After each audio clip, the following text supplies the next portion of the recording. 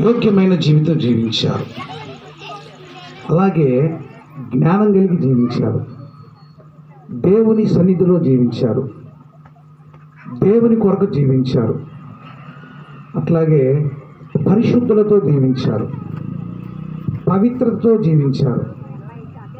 అలాగే మంచి పరిశుద్ధుల సహవాసంలో జీవించారు. దేవుని సహవాసంలో జీవించారు.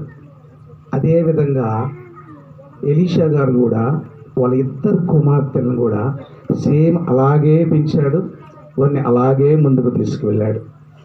ఈనాడు ఈ విధంగా దైవజనుల మధ్య, సంఘం మధ్య, బంధువులు రక్త సంబంధికుల మధ్య దైవికంగా ఈ యొక్క మంచి కార్యక్రమం ఏర్పాటు చేసుకున్నారంటే నిజంగా ఇట్లా ఎవరు చేయట్లా.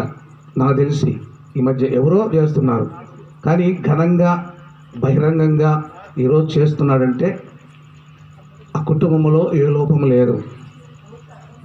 అలా వీళ్ళని ఏ విధంగా అయితే పెంచాడో అదేవిధంగా ఇంకా ముందు దినాల్లో కూడా ఈ బిడ్డలు మంచి నడవడికలో, ఇంకా రాబో దినాల్లో మంచి విధేయత కలిగి, అలాగే మంచి మార్గాల్లో దేవుడు ఏర్పాటు చేసినటువంటి ఆ మార్గాల్లో చక్కగా వెళుతూ వారి జీవితాల్ని ప్రభువుకు సమర్పించుకొని దేవుని కృపకు పాత్రలు కావాలని కోరుతూ ముగిస్తూ ఉన్నాను. దేవుడి కొద్ది మాటలు దీవించును గాక.